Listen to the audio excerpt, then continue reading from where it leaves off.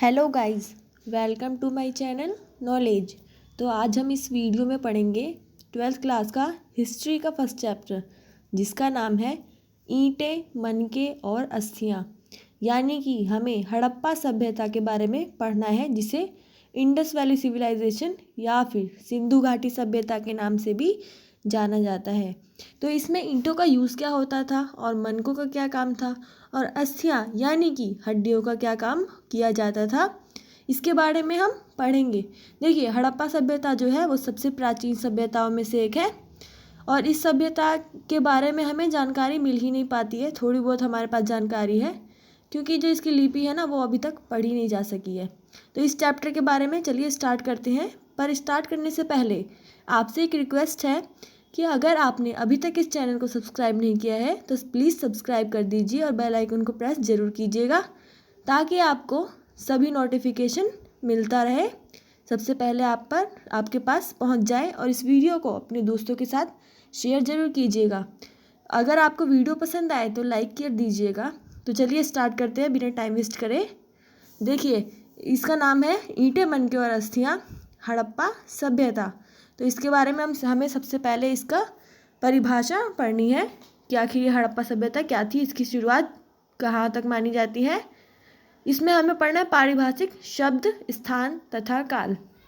देखिए, जो हड़प्पा सभ्यता है इसे सिंधु घाटी सभ्यता के नाम से भी जाना जाता है। जो पुरातात्विक है वो वहाँ इसको सिंधु घाटी सभ्यता के नाम से कहते हैं, क्योंकि जो ये हड़प्पा सभ्यता है ये सिंधु घाटी के निकट में मिला है, सिंधु नदी के निकट ही स्थित है, इसीलिए इस सभ्यता को हड़प्पा सभ्यता के नाम से भी जाना जाता है। जो हड़प्पा सभ्यता है उसमें मनके, मुहरे, बाट, पत्थर के फलक और पकी हुई ईंटें भी बहुत सारी हमें मिली है। देखिए, ये जो हड़प्पा सभ्यता है इसका नाम हड़प्पा सभ्यता क्यों पड़ा, यानी कि हड़प्पा इसका नाम क्यों है। तो चलिए इसके बारे में हम जानते हैं कि आखिर इस सभ्यता का नाम हड़प्पा ही क्यों पड़ा था। जो हड़प्पा सभ्यता का नामकरण है वो हड़प्पा नामक जगह, जहाँ गृह संस्कृति सबसे पहली बार खोदी गई थी। यानी कि देखिए, जो हड़प्पा सभ्यता है इस सभ्यता का नाम हड़प्पा सभ्यता इसलिए रखा गया था क्योंकि जहाँ पर सबसे पहली बार खुदाई की जा रही थी उस स्थान का नाम हड़प्पा था। तो वहाँ पर सबसे पहले जब खुदाई की गई तो हमें मुहरे, बाट, मनके, पत्थर के फलक, ये सब चीज़ें हमें मिली। तो इससे जो पुरातात्विक थे उन्होंने अनुमान लगाया कि ज़रूर यहाँ पर कई वर्षों पहले कोई ना कोई सभ्यता बसी हुई थी, कोई ना कोई प्राचीन नगर बसा हुआ था। तो इसलिए हड़प्पा नाम की जगह पर सबसे पहले खुदाई हुई थी, इसीलिए नाम रख दिया गया था हड़प्पा सभ्यता। तो आप ये समझ गए होंगे कि हड़प्पा सभ्यता का नाम हड़प्पा सभ्यता क्यों है। जो हड़प्पा सभ्यता है इसके काल का जो निर्धारण है वो 2600 से 1900 ईसा पूर्व के मध्य में किया जाता है। देखिए, इसका जो काल है इस सभ्यता का, उस पर यानी कि इनका जो टाइम पीरियड है इस सभ्यता का, इस पर जो विद्वान हैं उनके अलग अलग मत होते हैं। कोई आगे पीछे बताता है थोड़ा, तो आपको जो ठीक लगे वो लिख दीजिएगा। 2600 से 1900 ईसा पूर्व के मध्य इस सभ्यता का टाइम पीरियड माना जाता है। इस क्षेत्र में इस सभ्यता को पूर्व और बाद में कई सारी, मतलब कि ये सभ्यता जब निर्मित हुई तो इससे भी पहले कई सारी संस्कृतियाँ थीं, और इसके बाद भी कई सारी संस्कृतियाँ थीं, जिसे पहले वाली को क्या कहा जाता था, प्रारंभिक हड़प्पा संस्कृति, और जो हड़प्पा सभ्यता की खोज के बाद मिली उसे परवर्ती हड़प्पा संस्कृति का भी कहा जाता है। तो देखिए, अब इसके बाद हमें पढ़ना है आरंभ, यानी कि इस सभ्यता का आरंभ कैसे हुआ। यानी कि जो पुरातात्विक थे, यानी कि जो खुदाई करवाते हैं, उनको ये पता कैसे चला कि ये सभ्यता यहाँ पर मौजूद है। जैसे ही पुरातात्विकों ने यहाँ पर खुदाई करवानी शुरू करी तो उन्हें ये दिखा कि जो मिट्टी के बहुत ज़्यादा गहराई तक खोदने पर मिट्टी में से मृत भांड यानी कि मिट्टी के बर्तन मिल रहे हैं, और काफ़ी सारे जो तांबे की आईने वगैरह उन्हें मिल रहे थे, वस्तुएं मिल रही थी, प्राचीन मनके वगैरह। तो इससे उन्हें पता चला कि ज़रूर यहाँ पर कोई सभ्यता बसी हुई थी, जिसके बारे में हमें पता ही नहीं था। उन्हें जूते हुए खेत के साक्ष्य भी मिल रहे थे, वहाँ पर उन्हें हड्डियाँ भी मिल रही थी।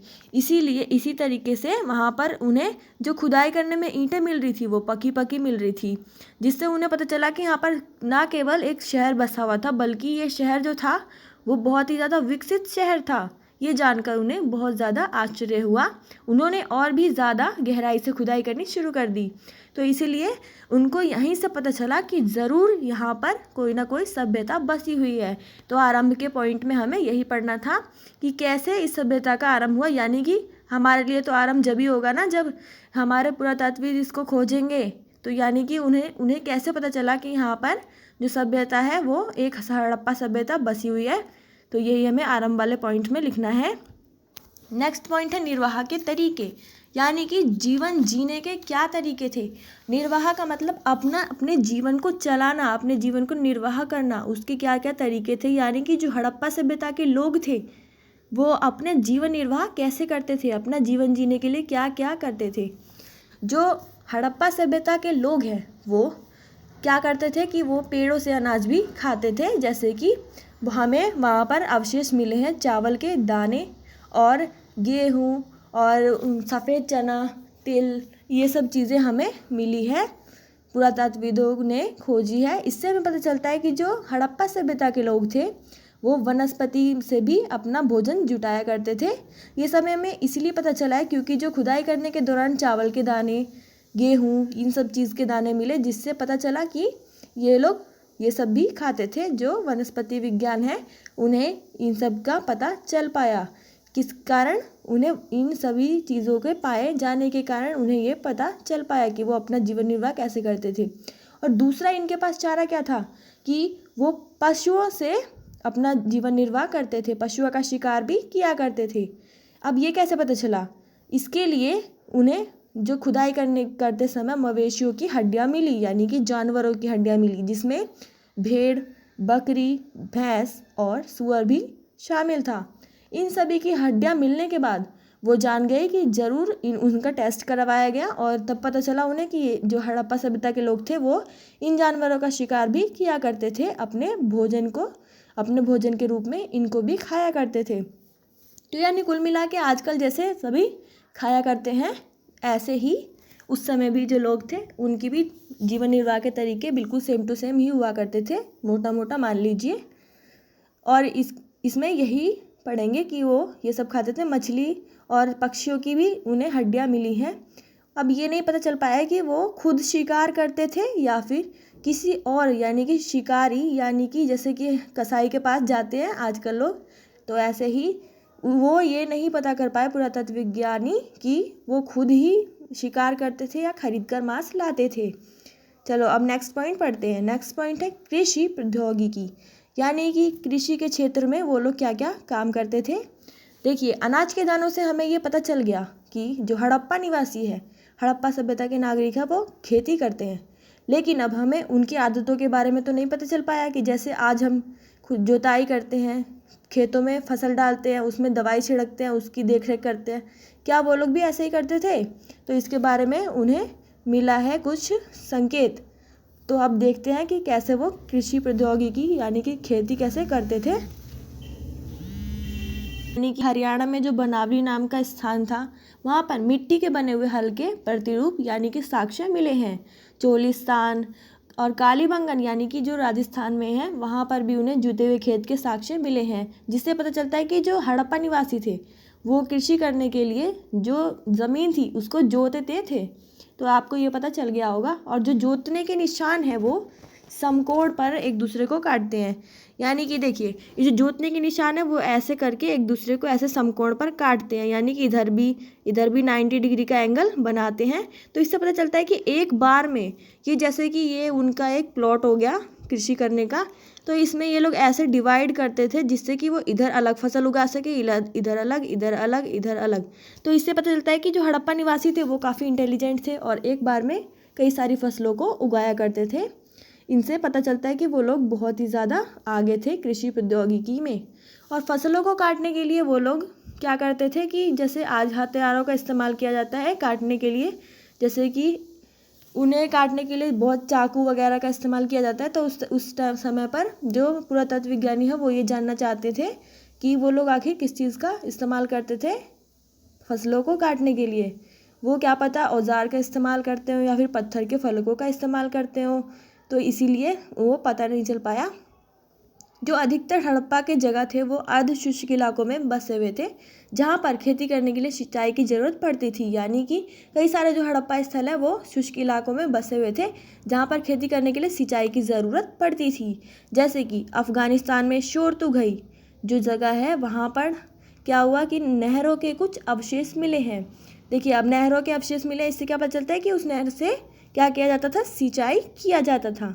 पंजाब और सिंध में नहीं मिले हैं क्योंकि वहाँ पर शुष्क इलाका नहीं था। तो इस तरीके से पता चलता है कि वो लोग सिंचाई किया करते थे। और इस तरीके से पता चलता है कि जो धौलावीरा है गुजरात में, उसमें भी तालाब के साक्ष्य मिले हैं। तो इससे पता चलता है कि जो कृषि है उसमें सिंचाई का प्रयोग किया जाता था। हड़प्पा निवासी आजकल जैसे कृषि की जाती है वैसे ही कृषि किया करते थे और उससे अपना भोजन मतलब इकट्ठा किया करते थे, जीवन निर्वाह किया करते थे। अब नेक्स्ट पॉइंट है शहरों का निर्माण। देखिए, अब शहरों का निर्माण कैसे था। अब उन्हें खुदाई के समय कुछ ईंटें भी मिली हैं जो पक्की ईंटें थी, यानी कि जिसे भट्टी में पकाया गया था। तो इससे पता चलता है कि काफ़ी सभ्यता जो थी वो काफ़ी मजबूत सभ्यता थी। देखिए, जो शहरों का निर्माण था वो 2 पार्ट्स में किया गया था। एक तो था ऊंचा वाला शहर जिसे दुर्ग कहा जाता था, और दूसरा था निचला शहर जो बहुत ही बड़ा हुआ करता था और उससे नीचे हुआ करता था, जिसपे आम जनता वगैरह रहती थी। तो इस तरीके से इसको कहा जाता था दुर्ग और दूसरे वाले को कहा जाता था निचला शहर। तो आप निचले शहर से जाने गए होंगे कि इसका निर्माण निचले यानी कि नीचे, दुर्ग से नीचे किया गया था।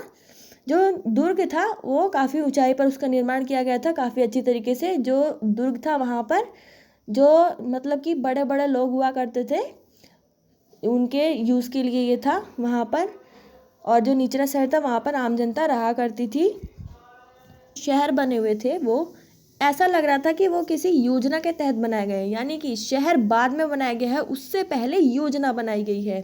देखिए, जो ईंटें थे वो एक ही अनुपात के थे, यानी कि सभी ईंटों की जो चौड़ाई है और जो ऊंचाई वो बिल्कुल ही सभी ईंटों से बराबर थी। जो लंबाई थी वो चौगुनी थी और जो चौड़ाई थी वो 2 गुनी थी। तो इस तरीके से इसी ईंटों से हड़प्पा की सभी बस्तियों का निर्माण हुआ था, जिससे पता चलता है कि वहाँ पर एक योजना बनाकर काम किया जाता था। और जो दुर्ग था उसे चारों तरफ से ईंटों से यानी कि ईंटों के चबूतरे से घेरा गया था। तो आपको ये पता चल रहा होगा कि ये एक तरीके से सार्वजनिक चीज़ है जहाँ पर काफ़ी अमीर अमीर लोगों के लिए ये होता होगा। और नेक्स्ट पॉइंट है नालों का निर्माण। अब देखिए, नालों का निर्माण कैसे किया गया था। जो हड़प्पा नगर है उसकी सबसे अनोखी विशेषताओं में से एक यही है कि वहाँ पर योजनाबद्ध तरीके से जल निकास प्रणाली बनाई गई थी, यानी कि नालों का निर्माण किया गया था बहुत ही अच्छी तरीके से, बिल्कुल क्लीनली। देखिए, आप अगर निचले शहर को देखेंगे तो उससे पता चलेगा कि सड़कों और गलियों को एक ग्रिड पद्धति के अनुसार बनाया गया है। देखिए, जो नालियों का निर्माण किया गया था वो ग्रिड पद्धति के अनुसार किया गया था, यानी कि जो नाली थी वो एक दूसरे को ऐसे समकोण पर काटती थी, जैसे कि आजकल हम नाली बनाते हैं।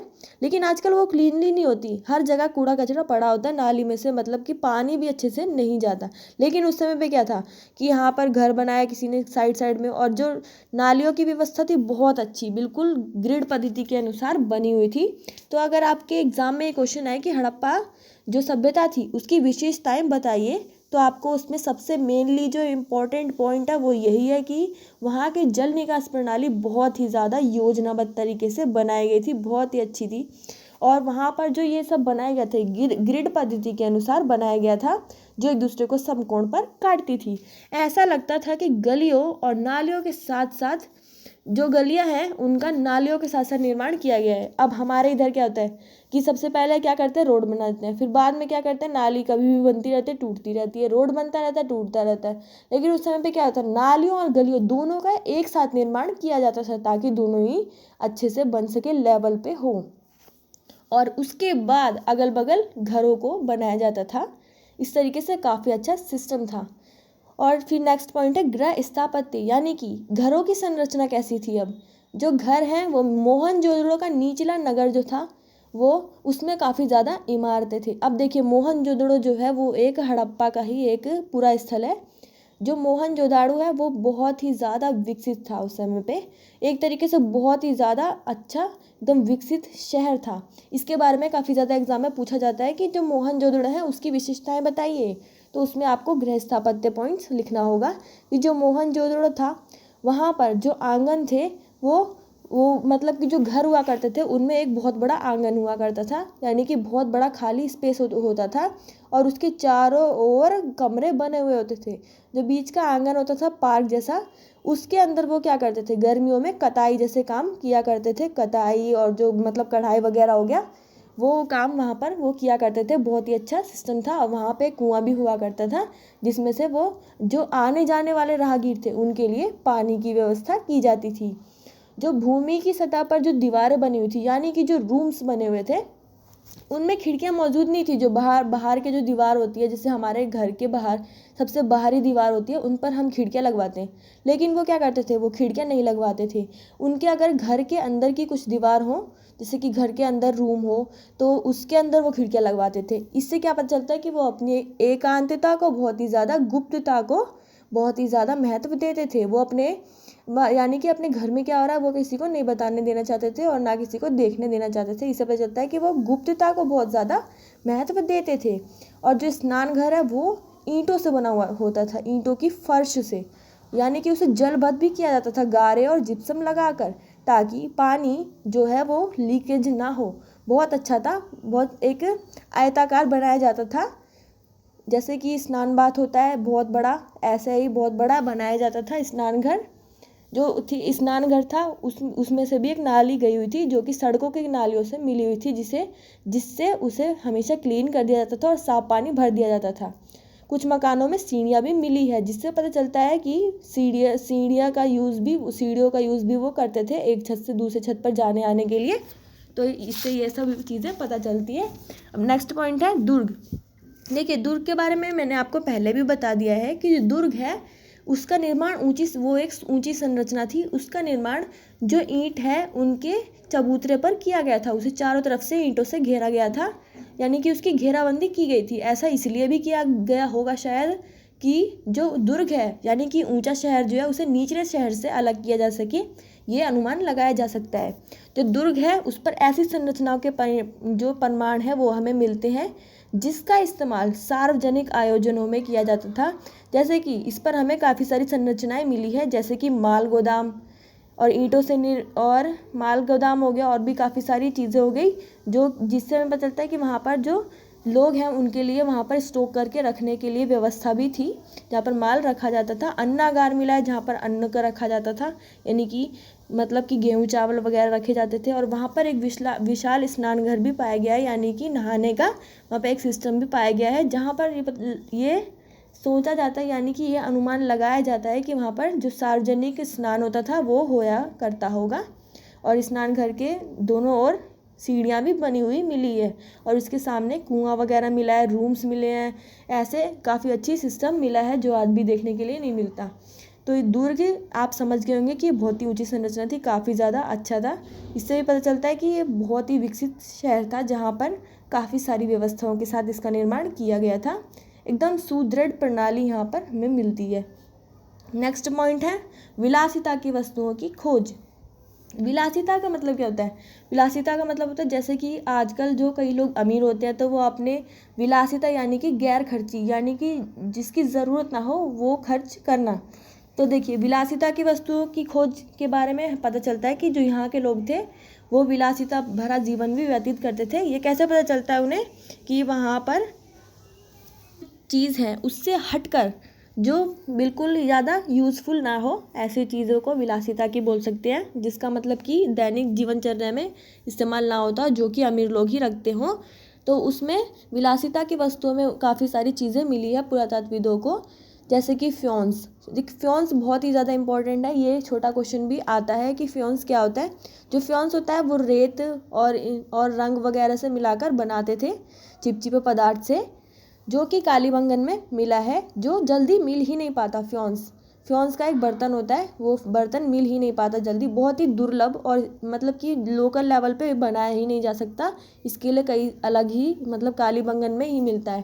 तो ये चीज़ जो है इससे पता चलता है कि विलासिता भी वहाँ पर थी। ये क्वेश्चन आता है कि विलासिता की खोज कैसे की जा सकती है, ये बताइए। तो इसमें ये पहला पॉइंट है। दूसरा पॉइंट आएगा कि जो वहाँ के लोग थे उनके जो कब्र होती थी उसमें तांबे की चीज़ें मिलती थी, सोने के, जिससे पता चलता है कि वो लोग मरने के बाद ये भी सोचते थे कि क्या पता दूसरा जन्म भी हो, ऐसा वो विश्वास रखते थे। तो चलिए मिलते हैं लास्ट वीडियो में। अब तक आज इस वीडियो में इतना ही। नेक्स्ट वीडियो में हम आगे का चैप्टर पढ़ेंगे।